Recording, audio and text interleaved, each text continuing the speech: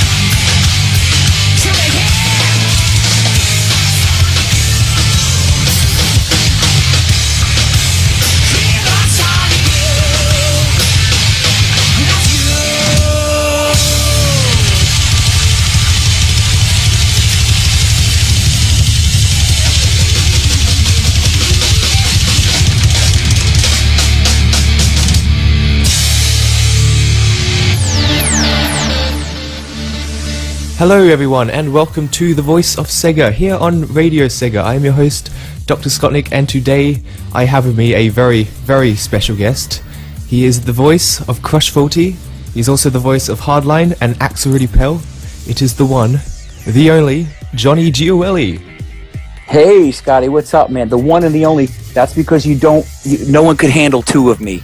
There's no question about it. How you doing, Scotty? I'm doing great, how are you doing? I'm great, man. I'm great. Thanks for having me on. I'm so excited. You know, the Crush 40 fans are my favorite people in the world, so I'm thrilled to be sharing this time with you guys. Yeah, thanks for having me. We're so happy to have you here. On today's show, we'll be talking about Johnny's solo album he's currently working on, along with asking him some questions, some of your questions, and it's going to be quite a lot of fun. So what we started off the show with, we had 2 nights to remember, because this is going to be one night to remember for quite a lot of us. And then after that, we had the Sonic Youth, because everyone in the chat room at the moment is the Sonic Youth. And speaking of the chat room, the people we have live in the chat room at the moment, we have Trigon, SBK, Rexy, Spondy, Akuma, Angelidia, I'm probably butchering these names, I'm very sorry, CD-ROM, CTR, Fluffy Foxy, Grow Leaf, I probably butchered that again, Gum, Koga, Lime, Lisa, Marianne, Mick_Bynes, Mick Hale 2 for RD, Music Clues, Noah Sonic, Punk Gamer, Silver Sonic, Spinnick, my beloved SSF 1991, TCB, Trekkie, Twinny, Vegeta, Voice, and Zimmerdon. So a big hello to everyone who's in the chat room, and a big hello to everyone who's tuning in elsewhere. If you'd like a shout out, be sure to message us on Twitter at Radio Sega, and we'll be sure to thank you for listening in. Hey everybody, I want to say hello to those guys too. What's going on, everybody? Big shout out to you guys. Everyone in the chat, tell us your first ever Crush 40 song you ever listened to, or Johnny Gioeli song, because it'd be quite interesting to know where you started your love for Mr. Gioeli. That would be cool to know. So, Johnny, you're currently working on a solo album at the moment. How's that going for you so far? It's going great, man. You know, what we've done is, I've had a long career, and I've been in this business now, probably over 30 years. And as a lot of you guys may know, not only do I perform with Jun Sonoe and Crush 40, but I'm also in my original baby band Hardline, which featured Neil Schon from Journey, and then of course my heavier metal band with Axel Rudi Pell, ARP, out of Germany. So I've been, involved in these acts for a very, very long time, and just one day decided I need an even better way to connect with people that love the music that I make and have them be a part of it. And that's when I thought, I want to get creative. I want to, just reach inside myself and pull out some cool songs and share them, with the world. And that's when I decided I've got to do something a bit solo at the moment, just to express myself and connect with the fans. And that's why I'm doing everything through Pledge Music. It's a cool forum, so I can talk to the fans, and they can understand the process as it happens, instead of just waiting in the sidelines and all of a sudden, boom, Johnny has a new album out. It's pretty cool. It's a cool forum. Exactly. So how long have you been having this idea to do a solo album for? I've been playing around with this idea for the last couple years, and it was just literally about 3 months ago I said, I'm going to do this.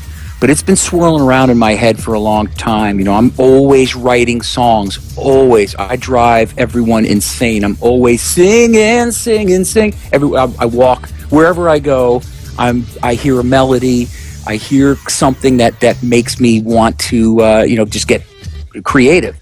So it's been spinning around in my head for a long time, and it just finally I just said, I've got to do this. I got to do this, and I want to do it with everyone. It will be a special solo album.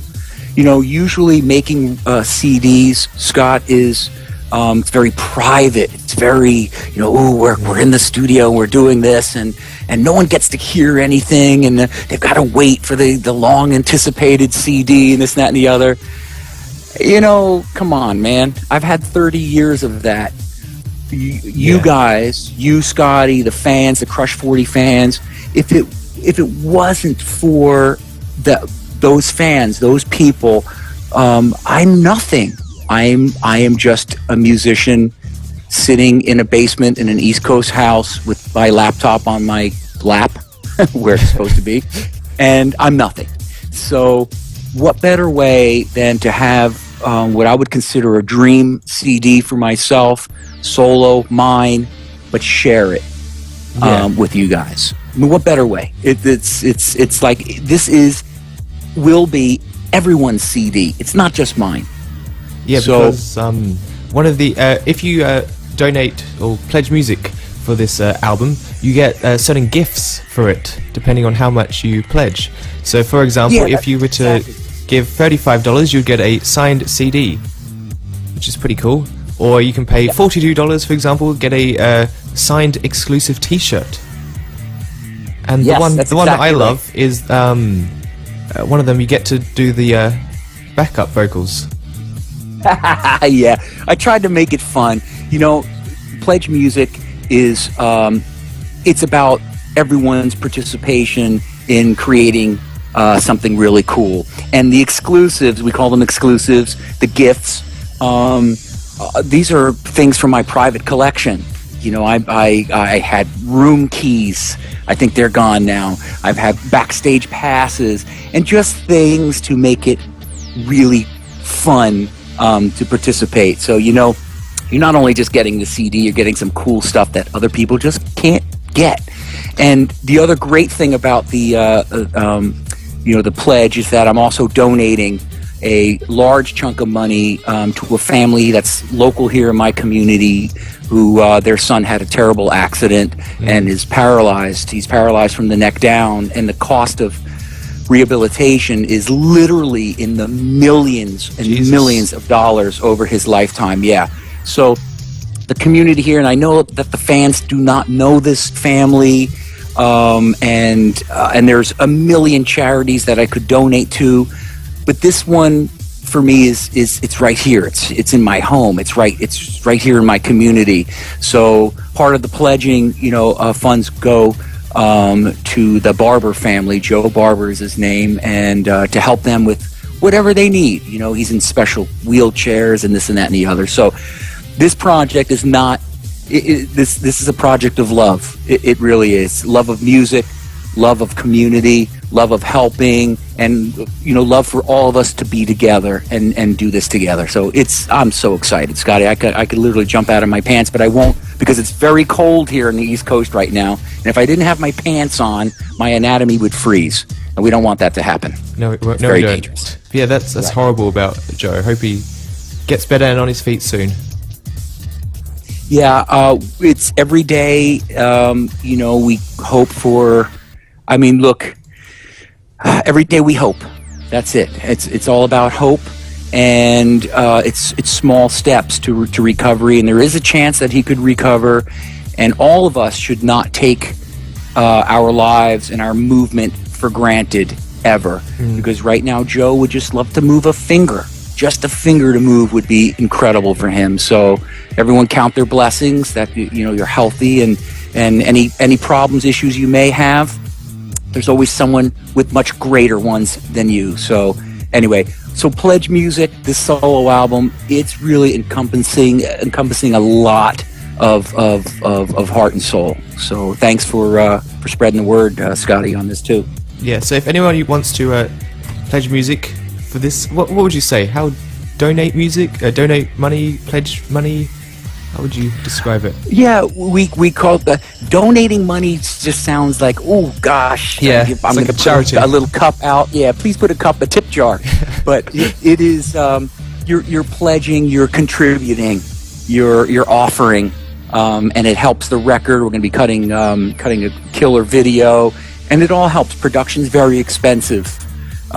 So it helps me, it helps the Barber family, and we're all connected on this thing. One thing that's really cool, Scotty, too, is what I'm going to be doing is a live acoustic show that everyone can stream, and I'm going to do it literally from my home.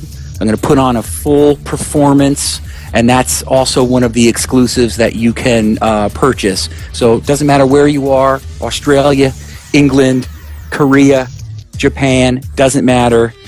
You'll be able to see that show, and that's only to those who pledge for that gift. Unless you're no one asleep, else would of be able course. to get it. Exactly, unless you're asleep.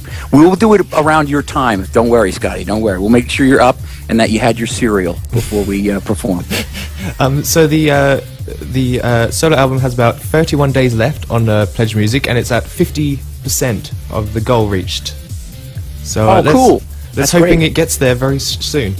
Yeah, it will. It will. We're doing some we're doing a lot of interviews and just talking it up. It's all about guys like you, Scotty, helping and spreading the word. So I just encourage everyone to share the link. It's pledgemusic.com/Johnny Gioeli, and share it with your friends and check out some of the cool exclusives and join me making this CD. That's what it's about. And I do an update every Friday.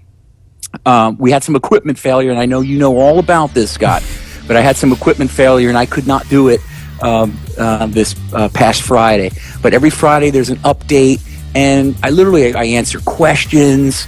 A lot of guys, girls and guys write in and ask me just anything from equipment questions to what I do in my pastime, and it's cool, man. And so I talk about those things. You never really know what I'm going to say each week, and I tell stories. I've got some stuff lined up that I just got to tell everybody. A lot of people always want to know. A lot of the fans want to know what happens behind the scenes, big shows. And I've played some very, very large arenas in the world, and things that happen underneath the stage. Yes, people, the stages are massive, and underneath the stages, that you can literally walk through there. And when there's a big drum solo going on or a guitar solo going on, things are happening underneath the stage. And I'm not going to tell you what, but it's a lot of cool stuff. And a lot of musicians don't share that kind of, don't share that fun stuff. And I think it's important that everyone knows, about the fun times we have out on the road. So anyway, that's what we do every Friday. I do that, do an update. Yeah, we're looking forward to that. One last thing I have to add to this. I am such a fake Johnny Gioeli fan. I have not contributed money yet because I don't have a job at the moment, but I'm hoping very shortly to put in about $100, because anything Johnny Gioeli is amazing to me. Well, Scotty, that's very, very, very generous. You don't have to do 100. You can do 300. I'm just kidding. I'm kidding you. I'm kidding you, man. I'm kidding. But yeah. Oh, man, that's very generous, and I appreciate that immensely. Because I've said this on the show quite a few times, but Johnny Gioeli got me into music. He inspired me to start doing radio. If it wasn't for him, I wouldn't be here today actually interviewing him. So it means a lot to me that he's doing even more music than he already does. He must be such a busy man. Scott, I didn't know that, man. Thank you. And I'm honored to be on the show with you, man. And you do a great job. And, you keep everything alive for everyone. It's wonderful, man. So thanks for having me. So we're going to go straight into some more music, and then we'll be back to ask Johnny some questions.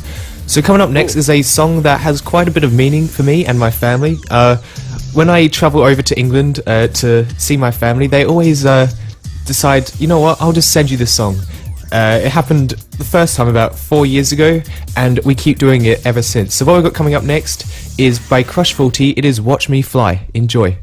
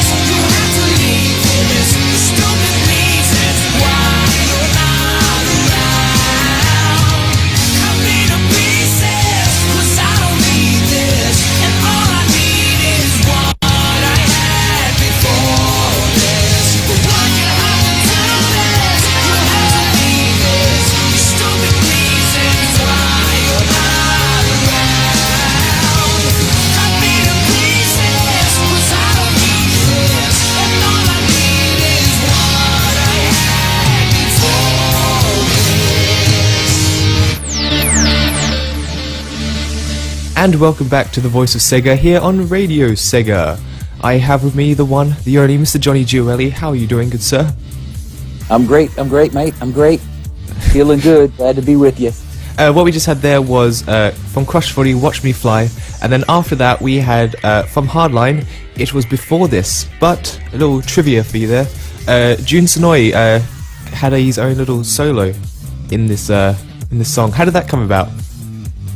Oh, well, you know, June is like my brother, and I just thought that song fit his style and asked him if he would join me on it. You know, we musicians, we always like to play on each other's records and things like that, and June was a massive Hardline fan. I mean, that's how he learned of me to bring me into the Crush 40 world and the Sega gaming world, and he contacted me through a buddy of mine who was the guitar player for Whitesnake, and that's how we all that's how we got together. It was pretty interesting, but June, I just thought that song fit him stylistically, and he wanted a solo, and we did it. Yeah, awesome. So I have a few questions for you now. Are you ready for this? Okay. Okay. Yeah, of course I'm ready, man. Of course. I've written these down, so if it sounds like I'm just reading off a script, it's because I am. Okay, so here we go. Right, that's fair. So you've been singing for many years, double my lifetime probably. Yes. I'm quite young. I was gonna write in the script, wow, you must be old, but I'm like, nah, I'm not gonna say that. No, I am old, man. I am. I turn 24 next year. I'm old. Just Damn. kidding. I'm not even telling you how old I am. 48, is it? Oh, you had to say that, Scott. No, I'm joking. 32. Yeah, we'll go with that. Yeah. We'll go with 32. So, who was it that inspired you to sing, and how did this passion first become a career for you? That's a great question. I didn't know that I could sing. Honest to God, I did not know. Before music, so I've been a professional. I have to back up a little bit. I've been a real professional musician since I was 11 years old. So I've been touring the East Coast of the United States, the West Coast, as a little punk. And prior to that, I started playing music around 8 years old, but I was involved in theater. I really loved the theater. I loved acting and doing musicals and things like that. I worked with a lot of off-Broadway shows, and I had a musical director. This guy, his first name was Bruce. I don't remember his last name. And he was responsible for teaching me how to open my mouth. A lot of us can sing. Singing is just an extension of talking. And then it gets into pitch and things like that, of course. But really, it's just an extension of talking. You know, that's really what singing is. But this man, through theater, opened my mouth. And as a lot of you guys know, I'm very loud. And so he was responsible for teaching me how to open that mouth, and then the rest was a gift, you know, a God-given gift. And I never had lessons or anything like that. It just comes naturally to me. Okay. So your first big band was Brunette, correct? Yeah, that was funny. So the Brunette was my first act. Yes, we that started on the East Coast, and then when I was 18 years old, we jumped into this beat-up old tour bus. I don't know how we made it across the United States, but we drove across the U.S. and started our career in California and tried to get noticed, and it happened pretty quickly for that band. We were one of the top drawing acts in Hollywood. We broke every record. We broke like the Doors record, Van Halen's record. That band used to sell out clubs on the Sunset Strip in like 15 minutes. Damn. It was insanity. Yes. Now these clubs only held 4 people. No, I'm just kidding. That's a joke. Bad joke. No, but we that band held all these records, but never got a record deal. It was the weirdest thing. It's just because the songs were not ready. It's all about songs, and we weren't ready. But yes, that was my first big big group on the West Coast. Wow. So for those who don't know, Crush 40 started off as Sons of Angels back in 1998. Is that when it all started for you? Yes, that's exactly right. How did the name of that come about? That was actually June's choice. And I really don't know to this day. I really should ask him, but I really don't know why that name. I can tell you about Crush 40, but I really don't know why Sons of Angels. And then what happened was there was another group, and they made us give up the name. And June called me. I'll never forget it. I was in California, and he called me from Japan. He said, we have to change the name, and what do you want to do? And I said, "Phew, man." So now we're going back 16 years, and so you can do the math. I'm 48 now. Gosh, I'm old. But I said, "Hey, man, I'm never turning 40 years old ever. I would like to crush 40." And he goes, "I love it. I love it. I love it." And that's the birth of that name. It was just me not wanting to turn 40 years old. So now I think we're going to have to change it to Crush 50. And because I'm not going 50, man. I'm not going there. Forget it. No way. I have too much energy. Yeah, I'm not going there, man. Too much energy. I'm not going 50. Exactly. But anyway, that's what happened. June is a big fan of the drink Crush as well, isn't he? Yes, he is. As a matter of fact, he really is. Yep. Orange Crush. Yep. So all your three different bands, Hardline, Axel Repel, and Crush 40, have like very different styles to them. How does the creative process differ from each band? Great question. So Hardline was obviously my baby, and if anyone's wondering what my solo album would sound most like, it would have to be more like Hardline than anything else I do, only because I wrote that Hardline record with Neil and with my brother as well. That's really who I am, that melodic, big power, ballads, similar to like Watch Me Fly, that kind of message, and that's me. So that was Hardline. And Axel Rudy Pell, Axel Rudy Pell takes me back to my younger days, 11, 12, 13, 14, 15 years old, when I was singing, really heavy stuff. I don't know why, but I was really, I know why, it's fun to sing, but I was into it. I was into that aggressive kind of metal stuff when I was a kid, and I blew up stuff around the house, my poor mom and dad. Yeah, I was like blowing stuff up and making fog in the house and setting things on fire. So it looked. I'm not recommending anyone do that. It's very dangerous. But yeah, we accidentally set my drums on fire and almost burned the whole house down.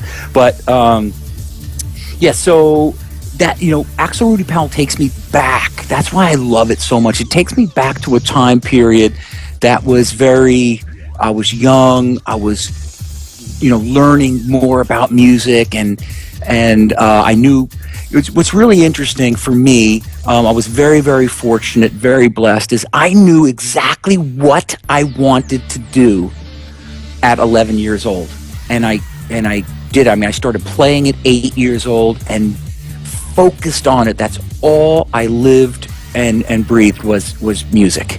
That was it. So really fortunate, and my friends were playing with Tonka toys and playing in the sandbox. I was in my basement recording studio, and I was working on songs. But anyway, back to Axel. So yeah, Axel brings me back to a time period that's really fun for me.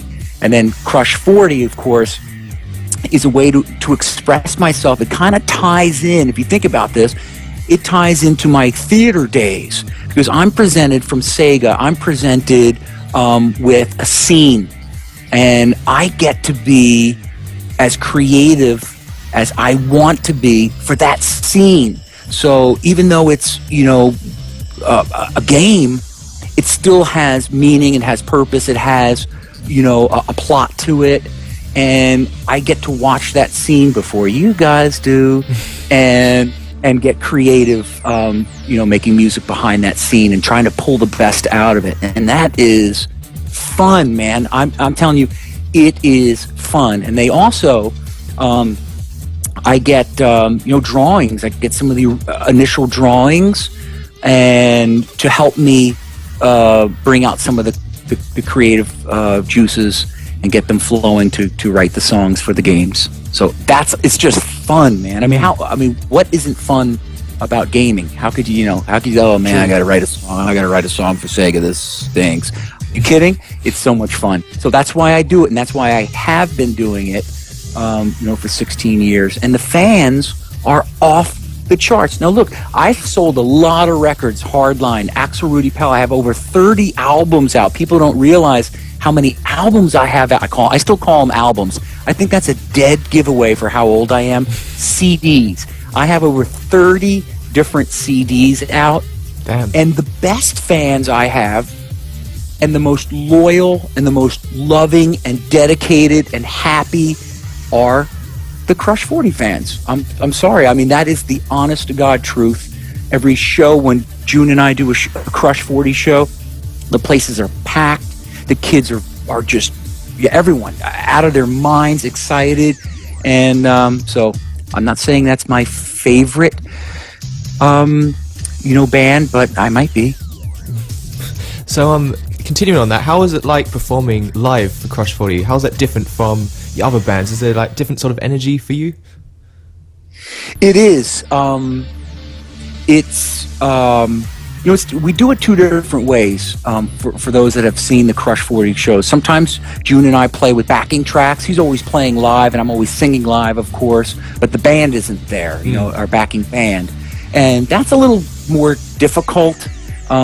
Because as musicians we feed off of each other as we're playing, and every night is different. It's even though you're playing the same thing, it's every room is different. The sound is always a little different, and everyone's personality and attitude and the way they're playing is different. It's exciting. Playing to backing tracks is a little bit more difficult, but I don't know, man. The difference is it's way more upbeat, happy, fun. It's like I'm up there playing a game. You know what I mean? It's like I'm the game. It's cool. I love it. I can't wait we need to play more. I hope so too, because you played in England for Sonic. What is it called again? Summer of Sonic, there we go. You've done Sonic, America, Sonic Boom, and then you do live shows with the whole band in Tokyo. Got any plans of going elsewhere?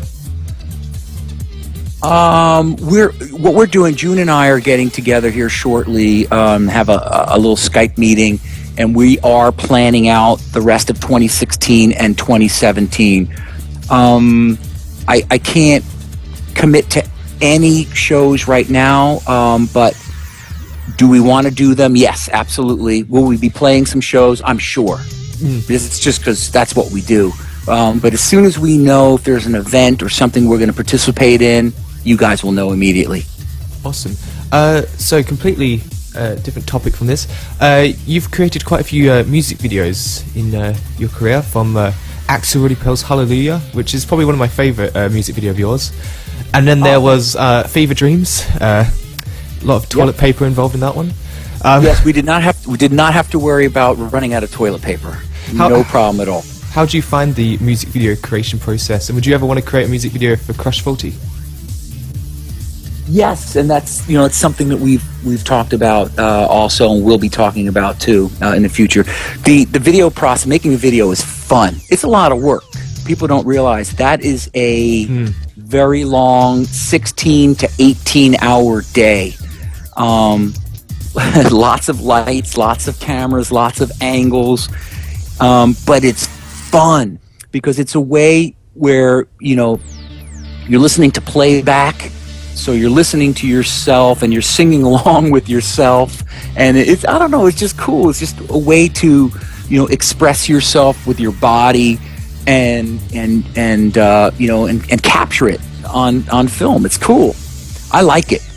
When we did the Hallelujah video for Axel Rudy Pell, so if you guys haven't seen that, check that out. Just check that out on YouTube. It's pretty cool. Just put in Axel Rudy Pell Hallelujah. It'll pop right up, and there's 4 or 5 million hits on that song.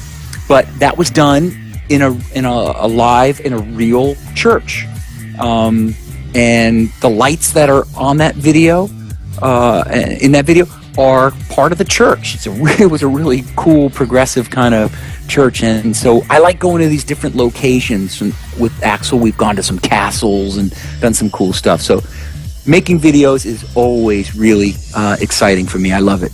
Yeah. So your longest running band, Hardline, has gone through many members over the years. Does it still feel like Hardline to you? And what is it like working with your current members in comparison to back in the Double Eclipse days? Well, good question also, man. I love the current lineup, and I love these guys. They're my family. But, there's Hardline, the band with Neil Schon, Dean Castronovo, Todd Jensen, my brother, myself. That was a very powerful band, and it was the band. It was what it was all created with. So it's never quite the same, but the current lineup with Alessandro and Anna and Cesco has its own greatness to it. It has its own feel, but it will never be like the original band. Because it's not. They're different people, different players, different styles.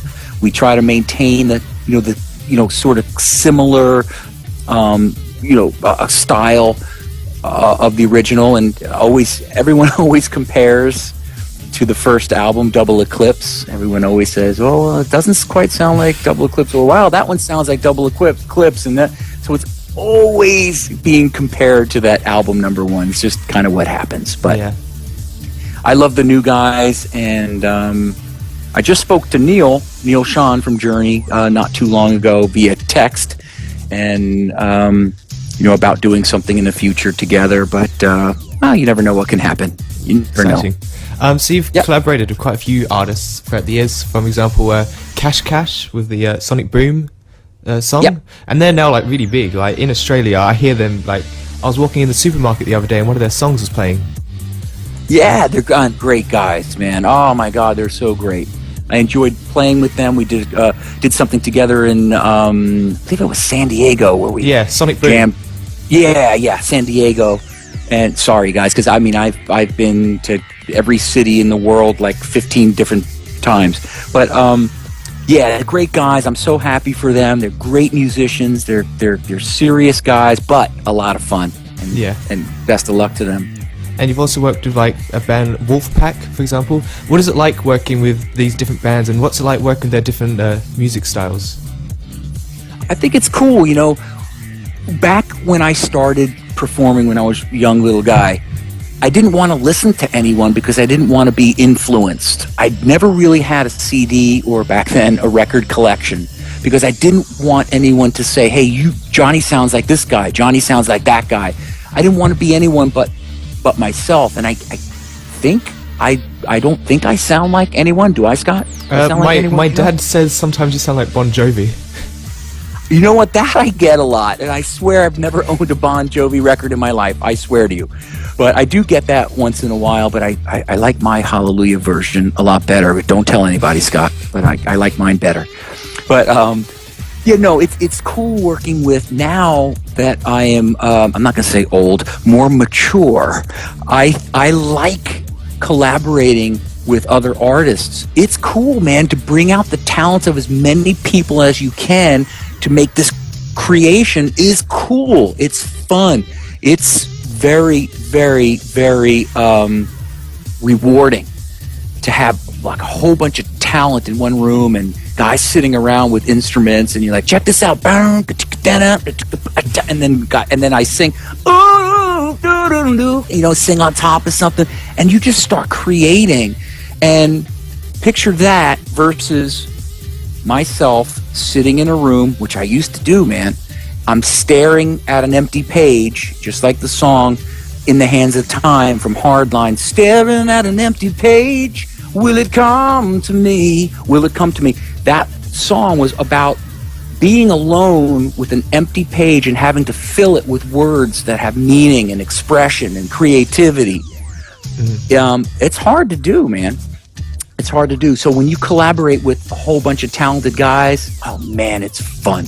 It's fun. So I welcome any opportunity to work with other musicians. Yeah. Fun fact for you: my favorite drummer is Mr. Mike Tirana. If you don't know, he used to be the drummer for Axel Rudy Pell, but unfortunately he left a few years ago. Can you recall any standout memories with him?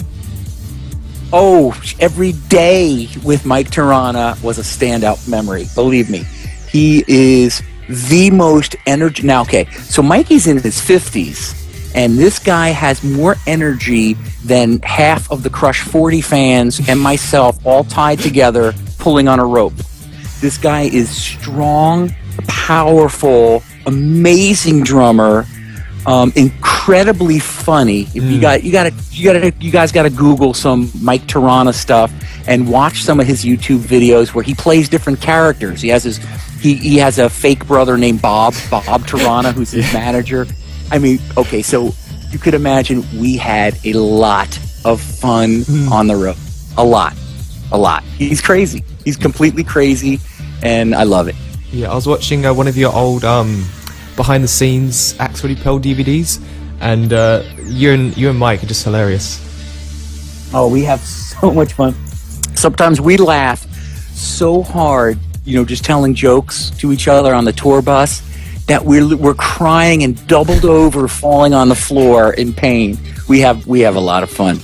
I miss Mikey. I actually spoke to Mikey this morning just through Skype. We stay in touch. He's one of my best buds. What a great drummer, right? Yeah, amazing.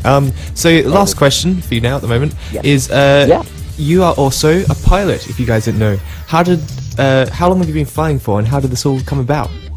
Wow, great question. A lot of people don't know this, but yes, I am a airplane fanatic. I've been a pilot for a long time. My brother Joe actually got me interested. He was a pilot also. People don't know this. At the age of, I think, 16. And then flew for a while, and then when my daughter was born, can't believe it's 19 years ago, I got the bug to fly. I don't know if it's because I had a girl and it's like, I can't deal with a girl, I'm gonna have to fly away. No, I just had the bug to fly. I cannot explain it, and to this day I absolutely am nuts about aviation. And my son Brandon knows how to fly. We had an airplane. I actually just sold my airplane. But our most favorite thing to do, my son Brandon and I, is we fly animals for rescue. So we transport as many dogs as we possibly can. We pull them out of kill shelters, and we deliver them to adoption agencies and to forever homes. And we love it, man. We fill our airplane filled with beautiful dogs and save their lives. And that's the real love for me when flying is, and we, I love it. So yes, I fly single engine airplanes. I can fly twins. I don't fly jets someday, but for right now I fly propeller airplanes and love it. Have to play Watch Me Fly next time you're in the air. Yes, you must. See, you knew there was more to that song, right, Scott? Exactly. You knew it. Absolutely. So we're going to go into some more music, and then we'll be back to answer some of the fan questions. We're going to overrun a little bit. I hope that is not too bad for you, Johnny. No, man, I've got all night. As a matter of fact, I think we should just talk all night, Scott. I have no objection to that. So what we got coming for at up, least another 15-20 minutes, right? Exactly. What we got coming up next is one of my favourite Axel Rudy Pell songs. It is from the 2013 album, I believe. I hope. Yeah, that sounds about right. Yes. It is Run with the Wind. Enjoy.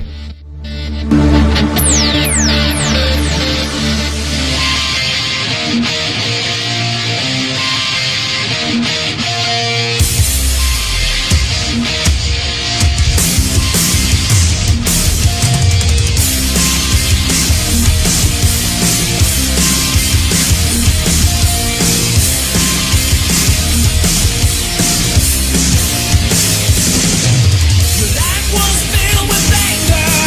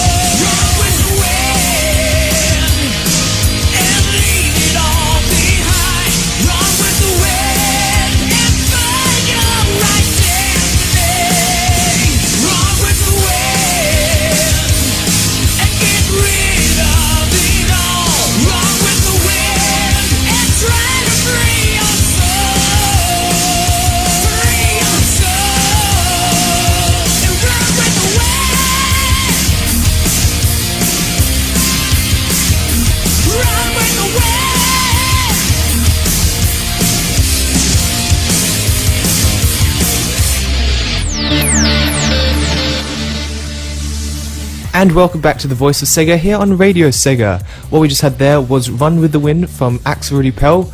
I said it was from the 2013 album, I meant the 2012 album Circle of the Oath. If you're not really big, if you don't really English, what are you? If you haven't really heard Axel Pell before, I really recommend you do because it is amazing.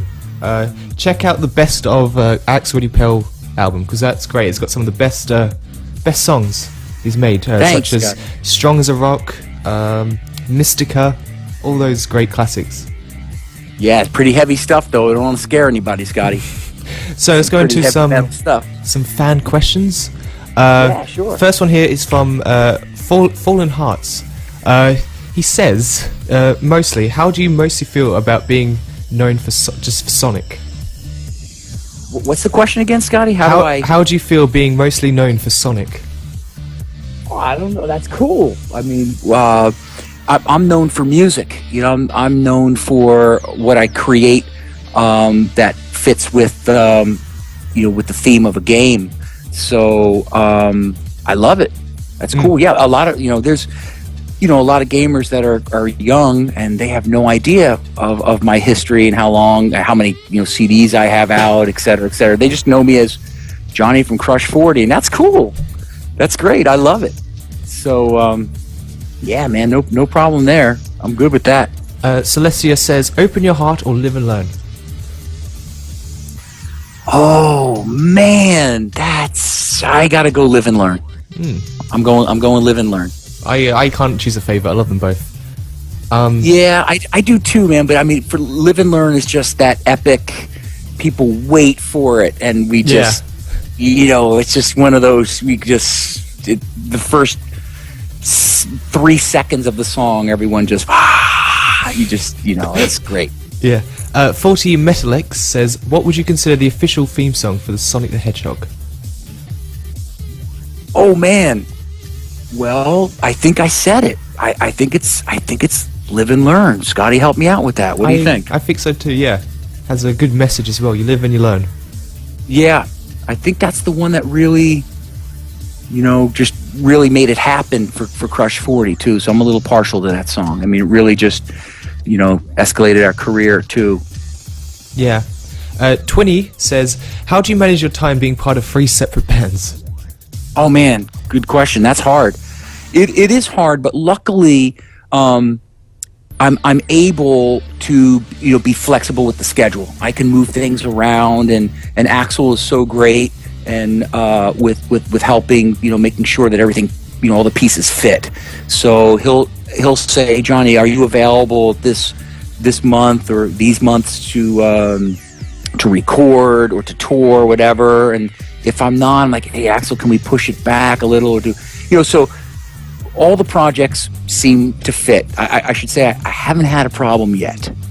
So it all just kind of works. So I don't analyze it too much, Scotty. Yeah, I don't analyze it. I just kind of go with it. Yeah. Scott Boyd says, "Are you planning on having any newer stuff be darker or heavier in a way?" For Crush 40? For any of your bands, would you like to do more darker, heavier stuff? No, actually, I don't think so. I think I'd like to lighten it up a little bit. Yeah. Again, my roots are a very commercial melody, good message. I want someone to turn on a Johnny Gioeli song or the Johnny Gioeli debut solo album and have it lift them, like Watch Me Fly, for example. That's all about being lifted, man. There's looking at what's great in your life and having that consume you versus looking at, "Oh man, I'm having a crappy day, I'm gonna blow this, that, and the other." So I'm all about the message. So I'd have to say no. I'm gonna go a little bit more melody, positive, good message, and not darker. Yeah. Jayhan says, "Among all the songs you've written, Which one's your favorite and why? Oh man. Okay, wait a minute. That's a tough question because I have probably over 400 songs out there, guys. Literally. Let me take my favorite Crush song. Can I do that? Sure. Besides Live and Learn, I think the power of What I'm Made Of sums up Crush 40. Yeah. June and I collectively, man, when we play What I'm Made Of, that's just, it's just so great live. It feels great to us. So, wow, that's a very difficult question. I think I have too many songs out there to decide. Sorry, man. But What I'm Made Of for Crush 40. I can't even choose a favorite. There's so many I like. Oh, man. Like the slow songs from like Is It You, I love. And then all the metal Axel Pell songs. Your range is so big that you can't really choose a favorite. Thanks, Scotty. You know what's wild is sometimes you recall as a musician when and where you wrote songs. So sometimes when you mention a title, it brings me back to a place. Anyway, so it's just kind of cool reminiscing about some of these songs as I picture myself in a hotel room, writing Watch Me Fly. One Sega song I wrote, I have to think of which one it was. I wrote on in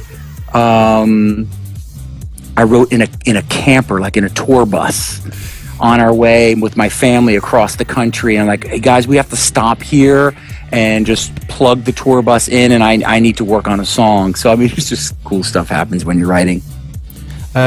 Gum says, being on stage must be pretty scary. How do you keep the nerves at bay? Oh gosh, no. Being on stage, I'll tell you what's scary. Waiting to go on stage. That anticipation, I want to go. I want to get on there. I want to start singing. I want to start performing. I want to see your face, out there. I want to see the arms up. I want to feel the power of the audience. What's really wild, Scott, is the audience, you may or may not know this, but the audience drives our energy. The more into it you guys are, and that power, we feel that. That's all feel.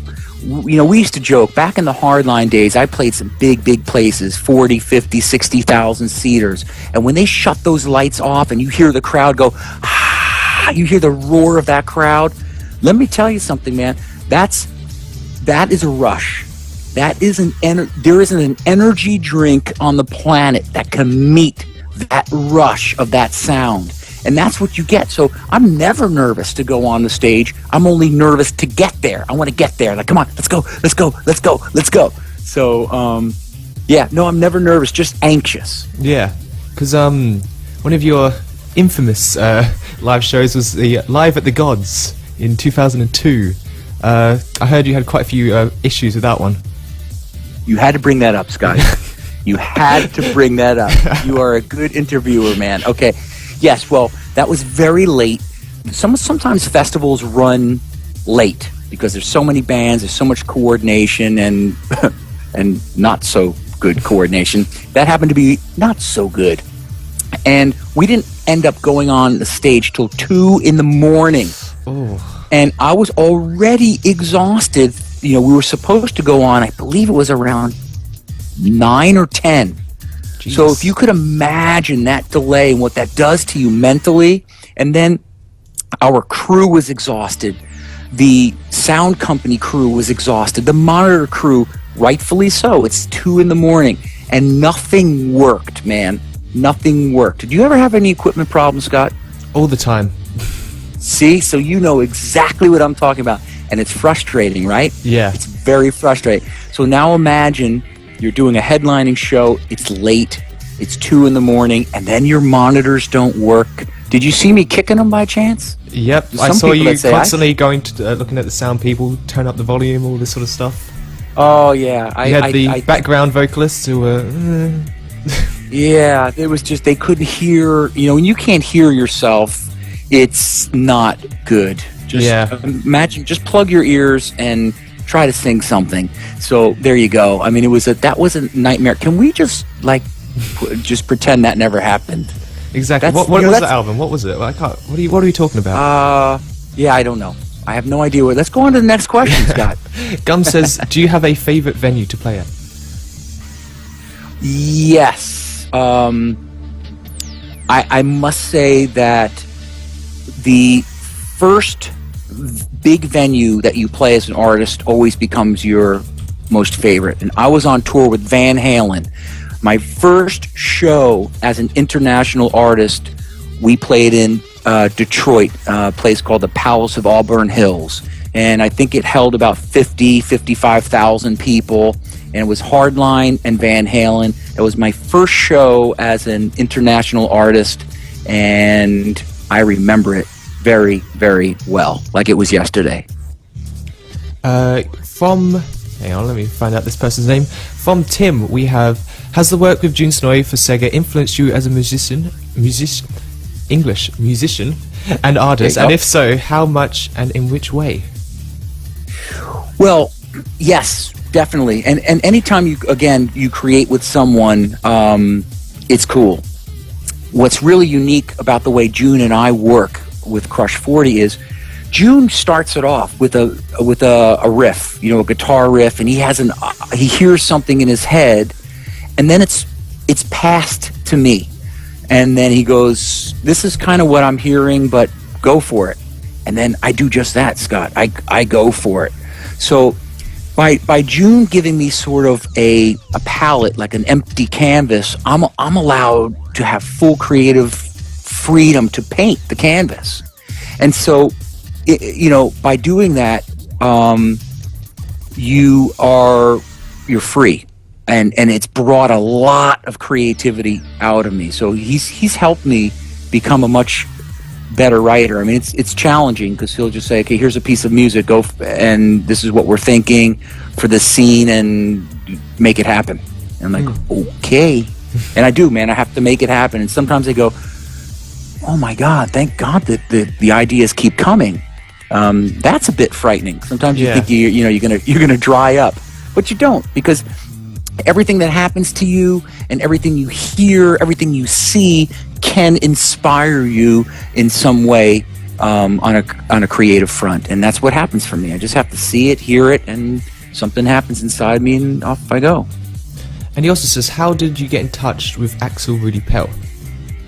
Axel actually got in touch with me, again, through a great friend of mine, Jeff Scott Soto, who's also a great singer. Axel was a big fan of Hardline and of my voice. He contacted Jeff. Jeff contacted me. I contacted Axel, and we spoke through email for 1 year. I didn't even know he had a German accent. I mean, of course, I figured he had a German accent, but we didn't physically speak till the first day I met him in Germany. It was all by email. It's kind of crazy, right? Yeah. And I couldn't get out of the train either, Scott. I didn't know how the German train doors open. And I saw him out there. I'm trying to open the train. He's like, "Where is this guy?" He thought I didn't show up for the first recording session, which was an album called Oceans of Time, a big album for ARP. And I couldn't get out of the train. Finally, I figured it out and hoisted my way out and jumped onto the platform, and the rest is history. Good thing it didn't go on to the next station. Right? I would have been lost in Germany, for sure. Haley says, how did you first start being a part of Sega and being involved with the music on Sonic games? Well, that all, again, stemmed from June getting in contact with me and wanting to work with him creatively to write songs. So they actually came to me, and I just checked out the whole project, and I said, "Yeah, this is cool." For me, it's about just being creative and having fun. If it's not fun, I'm not going to do it. Yeah. It's that simple. You know what I mean? You have to be passionate about what you're doing with your life. If you wake up and you're like, "Oh, this is a drag," well, you better make a different plan eventually. I mean, sometimes we're stuck doing things we don't like doing, but for me, musically, I've got to love it, man, or I won't do it. Haley also asked, would you ever consider making music for other video games? I'm a pretty loyal guy to Sega and to June, so I think I'm, right now, I'm happy where I am right now, Haley. You're doing Hope enough you don't stuff mind, already. Yeah, man, I'm busy. I'm very busy. A few more questions to go. This is from Lisa. She asked, if you could collab with any artist, who would you want to collab with? Hey, Lisa, that's a good question. This may sound completely wild, strange, out there, bizarre, whatever adjective you want to use, but I'd like to do a song with Pink. I love Pink's voice. I think was not expecting awesome. that. Yeah, right? I told you. And as a matter of fact, you may, those who join in on Pledge Music for my debut solo album, and one of the exclusives is the acoustic show that I was talking about that will be performed live right from my home. I'm going to be doing a little remake surprise, and I just love her voice, and she's got that growl that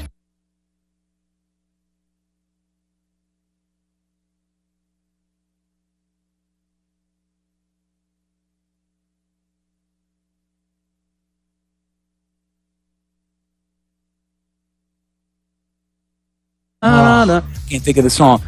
But anyway, I was jealous. I'm yours. Is that what it's called? I'm yours. I don't remember. Good try, Scott. Someone will figure it out. Good try. Yeah, someone will figure it out. I can't remember right now. But anyway, I was jealous that guy got to sing with her. I would just flat out say I was jealous. That should have been my damn voice. Can I say damn on Sure, Radio go ahead. Sega? Okay, that should have been my damn voice.